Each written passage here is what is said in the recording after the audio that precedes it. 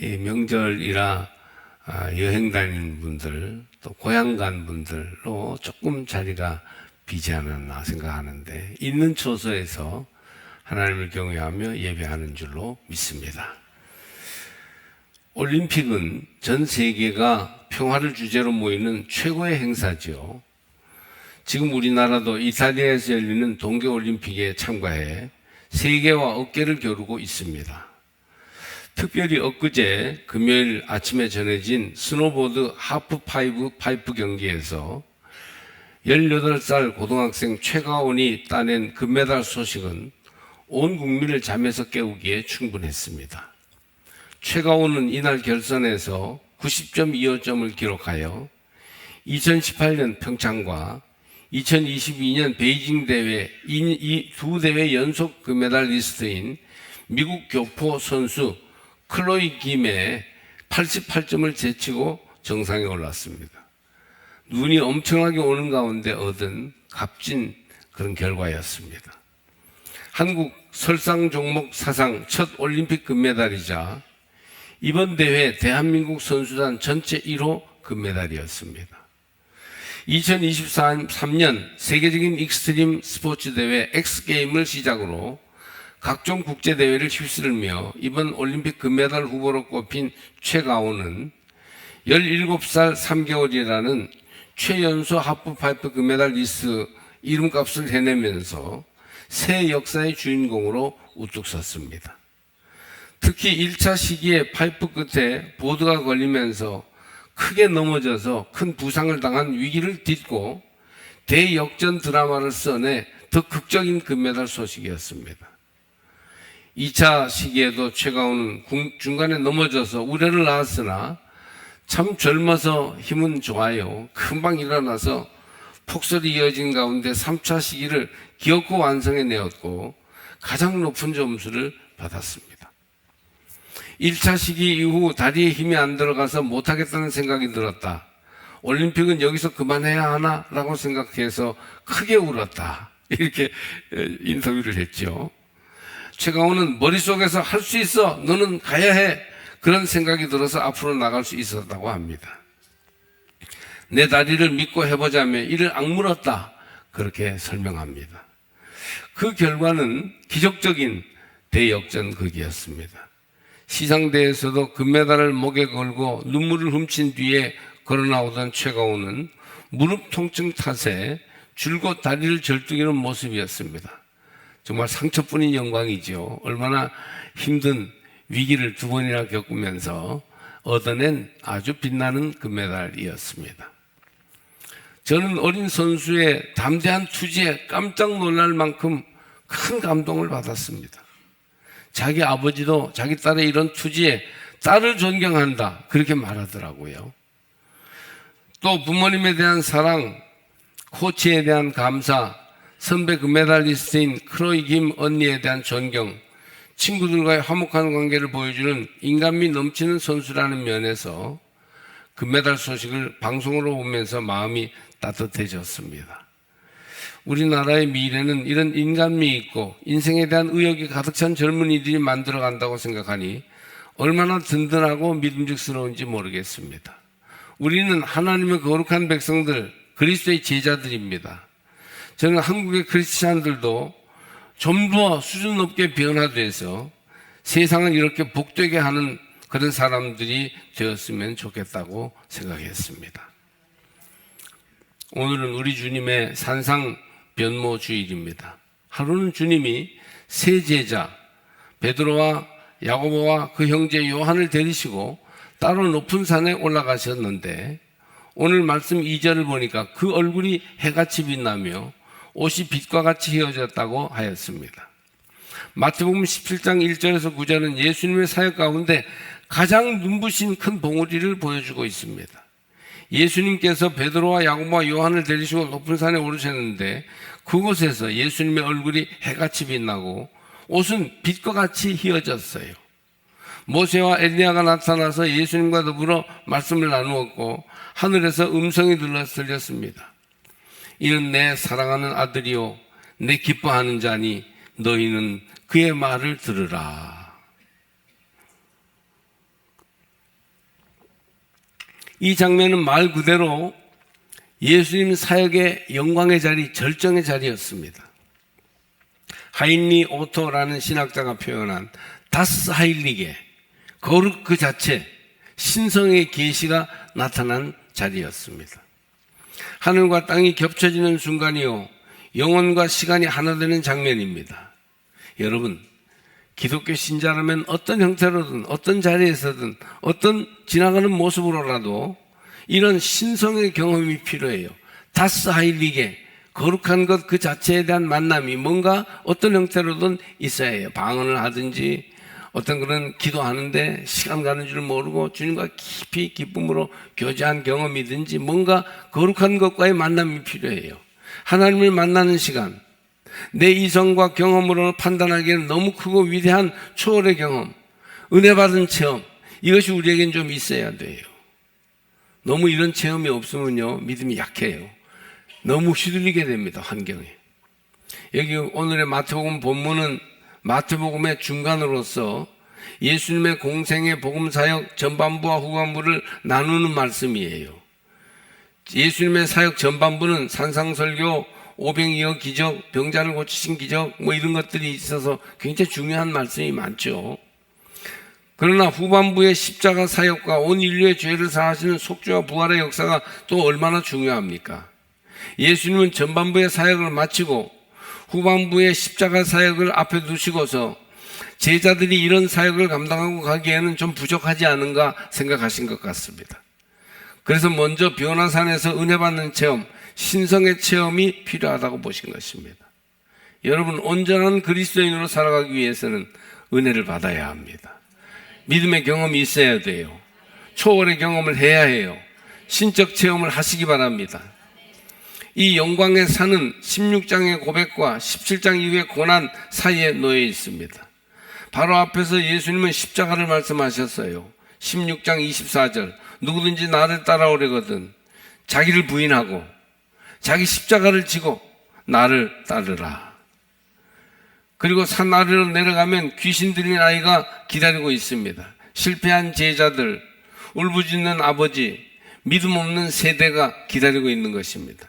산 위의 영광은 산 아래의 눈물로 이어지고 있어요.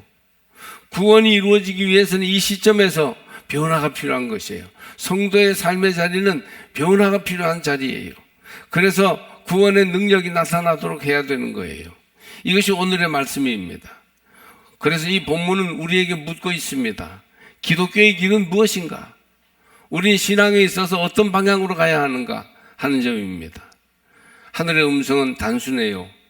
이는 내 사랑하는 아들이요 내 기뻐하는 자니 너희는 그의 말을 들으라. 5절 말씀이죠. 예수님의 말씀이 무엇이었습니까?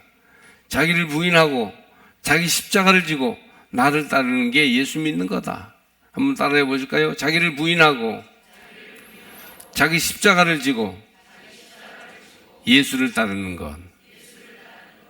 이것을 주님이 말씀하고 계셔요. 그러니까 변화를 추구하는 기독교는 외적인 번영보다는 내적인 변화를 추구하는 종교입니다.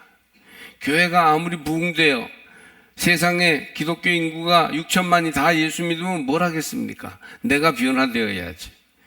교회가 예수다운 예수를 제대로 보여주지 못하는데 전 국민 복음화시켜 교회 나오게 하면 뭘 하나 하는 것입니다. 외적인 번영보다 내적인 변화가 더 중요합니다. 예수님은 변화산 위에서 얼굴이 해같이 빛나게 변형되셨고 옷이 빛과 같이 휘어졌습니다.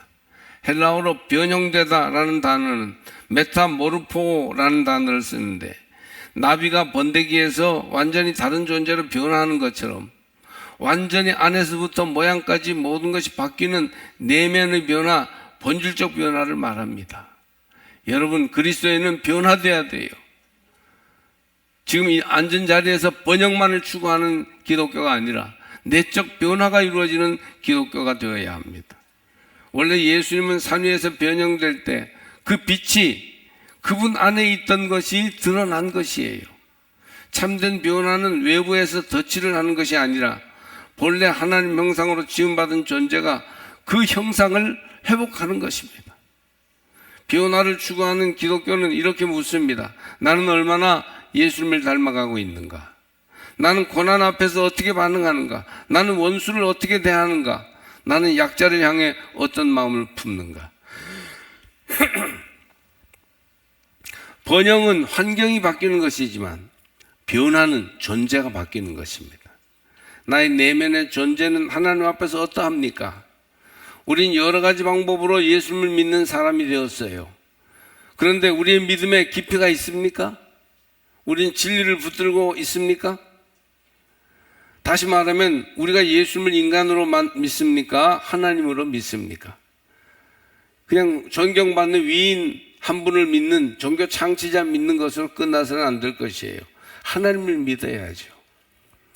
먼저 여러분은 하나님이신 예수님을 만나셔야 합니다. 그리하여 참된 그리스도의 제자가 되셔야 해요.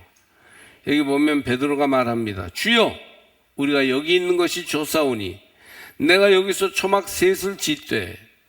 이 고백은 솔직한 인간의 마음을 보여줍니다. 영광을 경험하면 머물고 싶고 감동을 붙들고 싶습니다.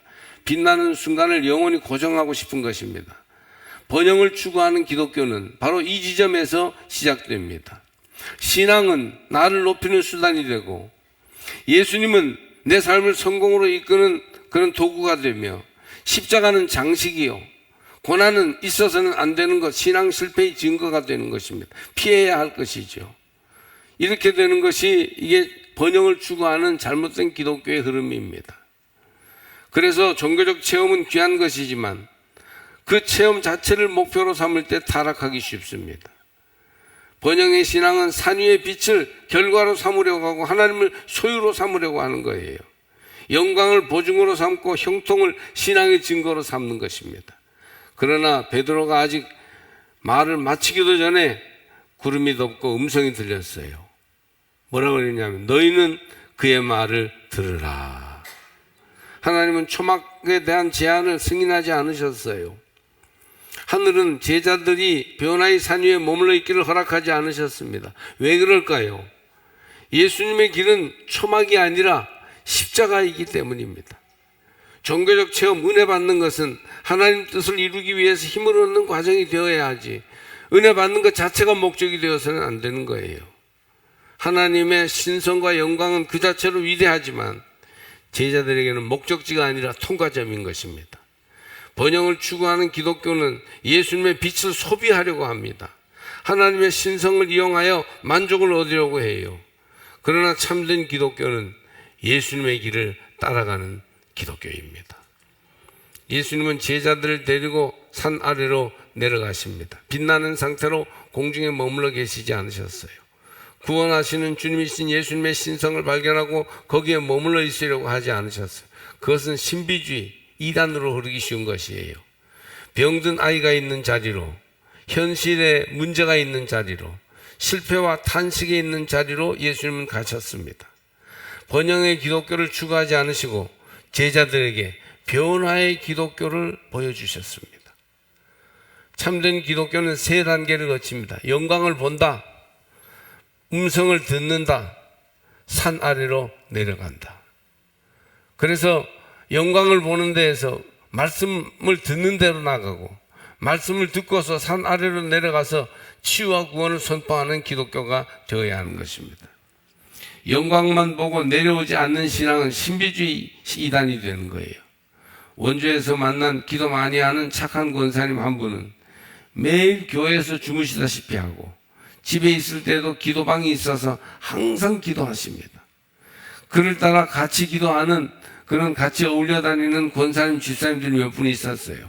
이분들은 똘똘 뭉쳐서 기도 대장 소리를 들으면서 뭘 많이 보고 만나고 신비한 음성으로, 방언으로, 예언으로 기도합니다. 그리고 병도 많이 고치고 꿈도 많이 보여주셔서 하나님이 누구네 집에 무슨 꿈을 꿨다 그러면 나중에 정말 그런 일이 있기도 해서 사람들이 깜짝깜짝 놀랍니다. 이러니까 신비주의로 빠지기가 참 쉬워요. 그렇게 되면 어떻게 되냐 하면 믿음이 생활과 분리됩니다. 그리고 가정이 정돈이 되지 않고 자녀들이 다 마음을 못 잡고 방황합니다. 그런데 이분의 경우는 이런 신비와 함께 말씀에 대한 집중, 말씀 순종을 겁나게 철저하게 했습니다. 그래서 교회에 덕을 세우고 가족들이 잘 되는 그런 가정이 됐어요. 은혜 받는 것도 중요하지만 그것이 현실과 만나야지. 그렇지 못하면 이단에 빠지고 위험한 것이에요. 반면에 또 어떤 신앙은 세상만을 생각합니다. 내려오기만 하고 영광을 보지 못한 신앙이 되는 것이죠. 이건 율법주의예요. 예수 믿는 사람들 중에 너무 인간적이고 너무 율법적인 데만 머물러 있는 사람들이 있습니다. 하나님을 원칙적으로만 만난 사람들이죠. 이렇게 살라 저렇게 하라는 원칙이 있습니다. 그런데 은혜가 없어요. 초월의 경험이 없어요. 예수의 인간적인 면, 도덕적인 가르침에 감화를 받고 따라갑니다. 이렇게 살아야지, 이런 훌륭한 가르침을 따라가야지. 그러나 예수님의 사죄의 은혜, 하나님의 아들로서의 신성에 대한 만남과 체험, 변화산의 영적 신비한 그런 은혜 체험, 이런 것들이 없어요. 그래서 너무 인간적으로 윤리적으로 정의롭게만 믿으려고 합니다. 너무 신비한 체험을 추구하는 체험주의, 신비주의 신앙, 너무 원칙적이고 윤리 도덕적인 것만 추구하는 그런 율법주의 신앙, 이 둘은 다 위험한 그 정상 건강한 믿음이라고 볼 수 없습니다. 참된 기독교의 길은 뭐냐? 영광을 경험하되 은혜를 받되 그것에 집착하지 않습니다. 은혜 받고 체험하는 것이 필요하지만 거기에만 머물러 있지 않고 은혜 받을수록 체험할수록 교회 생활, 가정 생활을 반듯하게 잘하고 바르게 사는 것이에요. 주님과 함께 나아가는 십자가의 길을 외면하지 않되 주님과 동행하고 주님으로부터 오는 위로와 은혜를 충분히 누리는 길입니다. 변화사는 우리에게 말합니다. 은혜 받고 체험하라. 그리고 그와 함께 매일의 생활에 충실하라. 말씀을 따라 행하라. 은혜 받고 체험하는 것으로만 머물러 있지 말고 말씀대로 살아야 합니다.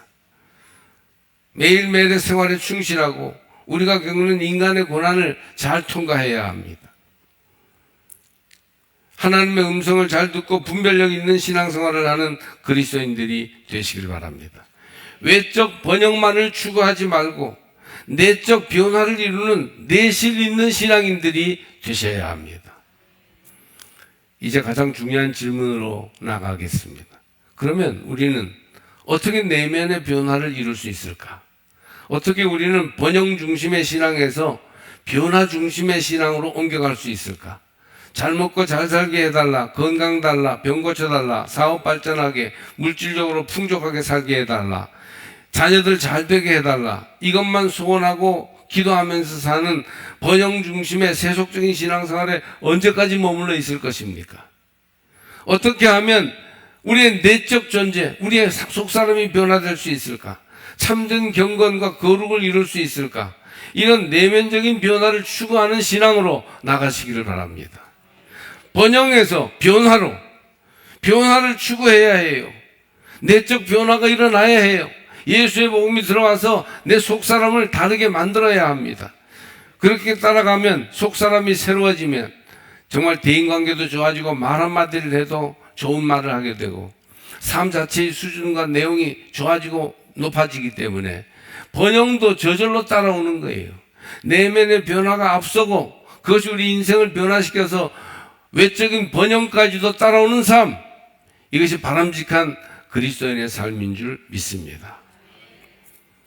그러면 첫째로 우리가 어떻게 해야 내적 변화를 이룰 수 있느냐? 그의 말을 듣는 자리로 가야 합니다. 즉 내적 변화는 말씀에서 시작됩니다. 여러분, 설교를 형식적으로 듣는 것에서 끝나지 말고 깊이 마음으로 듣는 자리로 나가시기를 바랍니다. 아까 예로 들었던 신비체험을 많이 한 원주의 권사님, 항상 기도하는 그런 신비주의 권사님은 그의 말을 들으라는 말씀대로 말씀을 집중하여 듣고 말씀에 대한 긍정적인 반응을 보이며 말씀에 순종하는 생활을 철저히 함으로써 신비주의에 빠질 위험을 이겨내고 덕을 많이 세우고 선한 영향력을 미치는 권사님이 되었습니다. 여러분, 그런 분들이 우리 교회에도 많이 일어나기를 바랍니다. 말씀은 어떻습니까? 우리의 생각을 해체해요. 말씀이 오면 우리가 고집스럽고 잘못된 생각을 해체하고 욕망을 드러내고 우리 안에 있는 우상을 무너뜨립니다. 말씀이. 말씀 앞에서 자기를 세우지 말고 자기를 낮추고 헐어야 합니다. 말씀 앞에 자기 생각, 자기 입장을 자꾸 내세우면 하나님 말씀에 반항하게 되는 거예요. 그러다 시험에 들고 영원히 파멸하는 데 이릅니다. 우리는 말씀을 듣기에 최선을 다해야 하고, 그리고 말씀대로 살기를 힘써야 합니다. 수요 성경 공부 시간에 빠지고, 새벽기도 피곤하다고 듣지 못하고, 내게 직접 주시는 신방 시간의 말씀이나 가정 예배 말씀에도 집중하지 못하면 언제 어디서 우리가 말씀을 듣겠습니까? 말씀 없이 교회 생활하는 거예요. 정말 형식적인 신자죠. 말씀을 귀 기울여 들어야만이 내면의 변화가 일어납니다. 말씀에 집중하십시오. 말씀에 귀를 기울이세요. 그래서 내면의 변화가 일어나는 신자들이 되시길 바랍니다. 두 번째로는 십자가를 피하지 말아야 합니다. 오늘 본문의 변화산 사건은 십자가를 따르라는 제자도의 말씀과 밀접한 관계가 있어요. 우리는 번영과 영광만을 추구하는 믿음을 조심해야 합니다. 고난을 무조건 제거하려는 태도에서 벗어나야 합니다. 고난이 올 때 고난 속에서 무엇을 배우고 있는지를 묻는 진지한 신앙으로 나가야 합니다. 십자가는 패배가 아니에요. 하나님 방식의 승리입니다. 예수님을 따라오려거든 자기를 부인하고 자기 십자가를 지고 따라가야 합니다. 그러니 여러분, 내면이 변화되려면 십자가를 붙으십시오. 세 번째로 저는 기도의 자리에서 한 걸음 더 나와 인간관계의 자리로 내려가야 한다는 말씀을 드립니다. 변화되려면요, 우리의 신앙이 막연한 데서 개인 경건 생활에만 머물러 있지 말고 인간관계로 나타나서 적용되어야 합니다. 맨 처음에 금메달리스트 얘기를 제가 했는데 굉장히 인간관계가 좋더라고요. 그 친구가. 세계적인 스포츠 스타이면 친구들과 멀어질 수도 있는데 여러 친구들이 그 최가원이를 밤새 응원하고 경기하다 다쳤을 때 그 친구들이 다 같이 울었대요. TV 보면서. 이렇게 좋은 인간관계가 얼마나 보기 좋은지 몰라요. 그것이 영향력 있는 삶이요, 진짜 내면의 변화는 좋은 인간관계를 따라오게 하는 것입니다. 그리스도인들도 산 위의 기도는 필요합니다. 그러나 산 아래의 인간관계가 이어지지 않고는 진정한 변화가 일어났다고 할 수 없음을 아셔야 합니다. 섬김도, 함께 드리는 예배도, 전도도, 신앙교육도 다 인간관계가 필요해요. 그렇기 때문에 내면의 변화가 온전히 이루어지기 위해서는 그 변화의 능력을 가지고 인간관계를 변화시키는 삶이 되어야 합니다. 변화는 고립된 영적 체험이 아니라 관계 속에서, 갈등 속에서, 용서 속에서 이루어지는 하나님의 일이 될 것입니다. 네 번째로, 영광을 목표로 삼는 신앙생활을 하지 말고 순종을 목표로 삼는 신앙생활을 하시기 바랍니다. 내가 예수 믿고 뭐가 어떻게 잘 되겠다, 무슨 문제가 해결되겠다, 이런 신앙이 아니라 예수 믿고 예수처럼 변화되겠다, 예수님을 끝까지 따라가겠다, 이런 신앙이 되어야 한다는 말이에요. 번영은 될 수도 있고 안 될 수도 있죠. 부자 되고 싶다고 다 됩니까? 병 생각지도 못했는데 무서운 병이 찾아오기도 합니다. 이 번영의 문제는 내가 선택할 수 있는 게 아니에요. 그러나 순종하는 것은 내가 선택할 수 있습니다. 영광은 하나님 주시는 것이고 순종은 내가 드리는 것입니다. 그러므로 내면이 변화되는 그리스도인은 순종해야 됩니다. 말씀에 순종할 때 내면이 변화됩니다. 순종하며 나갈 때 하나님 나라가 이루어집니다. 순종은 어려운 것이고 때로는 너무 어려워서 뼈가 아픈 것입니다. 자기를 부인하는 것이에요. 그러나 순종할 때 십자가의 길이 이루어지고 진정한 내적 변화가 나타나게 됩니다. 오랜 교회 역사에서 수도원주의가 있었는데 그 수도원 생활을 하던 많은 수도사들은 결국 뭘 하는 겁니까? 자기 육신의 소욕을 내려놓고 순종을 실천하는 생활을 하는 것이에요. 그러니까 수도원 생활은 내면의 변화를 추구하는 생활인데 순종하면 변화되고 불순종하면 변화되지 않는 거예요. 우리는 세속의 수도자들이에요. 수도원에 들어가 있지는 않지만 그리스도인으로서 변화되기 위해서 사는 것이지요. 그런데 변화되려면 말씀에 순종해야 되고 하나님의 부르심에 순종해야 합니다. 베드로는 초막을 찍고 싶었습니다. 그러나 예수님은 길을 가셨습니다. 초막에만 머물러 있지 말아라. 번영을 추구하는 기독교는 머무르는 신앙이에요. 변화를 추구하는 기독교는 따라가는 신앙입니다. 산 위의 빛은 잠시 비추었다가 없어졌어요. 그러나 십자가와 부활은 영원합니다. 그러니 여러분, 신앙 체험은 필요하고 하나님의 은혜는 꼭 있어야 하지만 우리에게 더욱 시급히 필요한 것은 내적 변화를 이룰 수 있는 참된 믿음입니다. 십자가를 지나 부활의 자리까지 나가는 참된 신앙의 길을 걷는 모두가 되시기를 주의 이름으로 축복합니다.